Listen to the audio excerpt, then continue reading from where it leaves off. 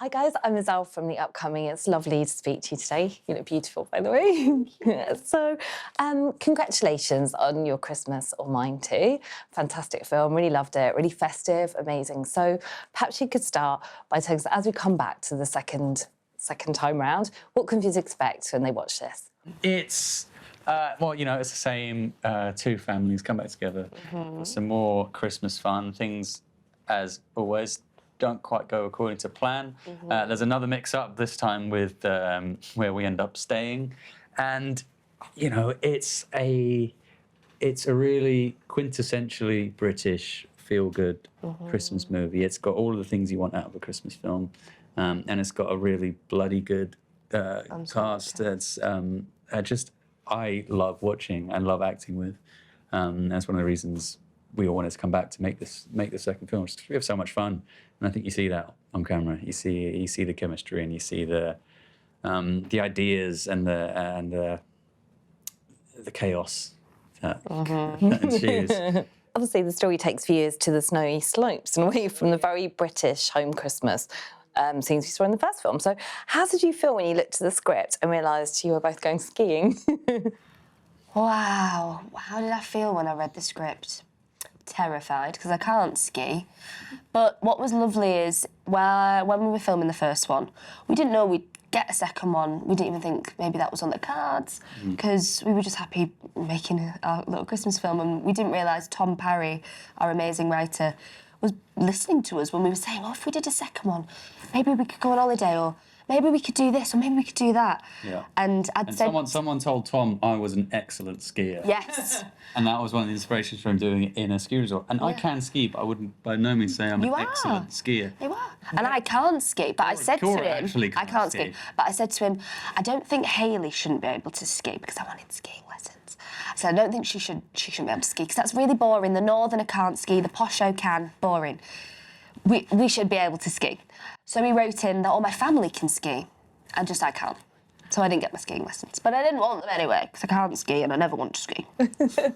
And also I think for both of you, your relationship goes a little bit deeper in this storyline. So what was it like to come back together and work on this and build that kind of relationship? Well, we actually got to work together on this one rather than just be on two sort of different sides of the movie. On the side of the phone. Which is fun. I mean, we've now known each other for a couple of years, so we've formed a really strong friendship, which I think allows us to take this relationship further and kind of push it a bit, and just explore it in other ways. And we work with Tom on finding what works about their relationship, what do they still clash about, where do their sort of bubbles coexist, but also how different they are, because they've come from two very different places. And this that's what's one of the things so great about this film, is seeing these two families come together from different parts of the UK, different circumstances, and still be able to kind of find that common ground. And Well, I think you explore that really well, and especially in this one, because obviously you come from a privileged background and you don't in many ways. And but then the Christmas present that you give to James, you know, it feels like you turn that on its head and you kind of own that, and actually you are kind of powerful in your own right as well. How was that? That was lovely. It was so, no spoilers, so I won't explain properly, but there was a real nice autonomy that Hayley had in this film, and I felt in myself doing the film, because when I did the first film, I think it's safe to say I was so nervous, and having Asa as my leading man was fantastic, because he really is a consummate professional who was very there for me on set when I was maybe having like a crisis, or I'd call him and be like, I don't know how to do this, and he'd be like, you're fine. But no, it was lovely to have Hayley have more autonomy, and that was something that I'd spoken to Tom about, the reveal of what she does at the end.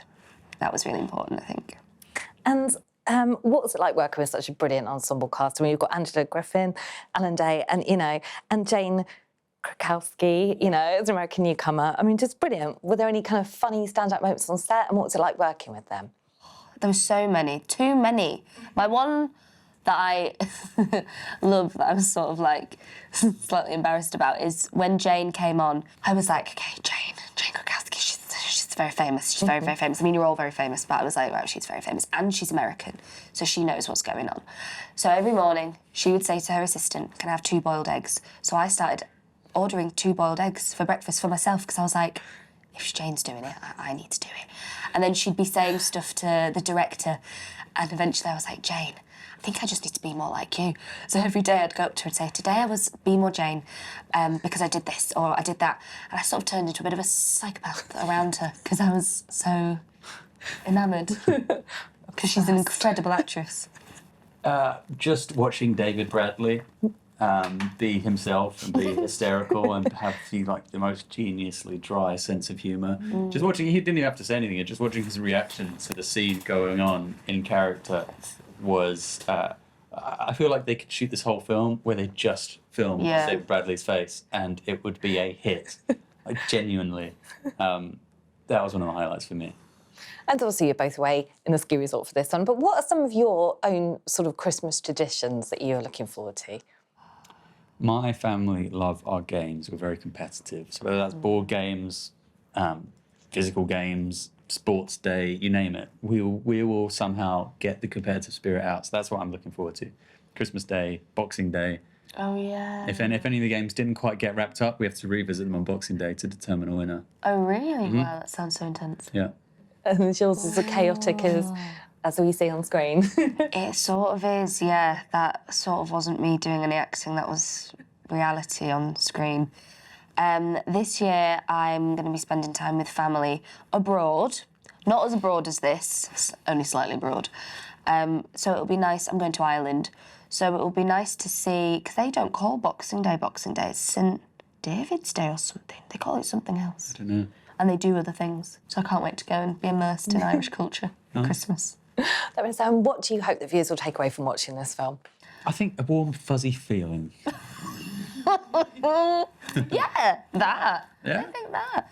I really want people to take away the core message of this film is family, and even though families can miscommunicate, it isn't about how much money you've got. Christmas is about where you are and who you're spending the time with, and it doesn't matter if you can't afford to get someone the massive present or whatever, because quality time is the best present.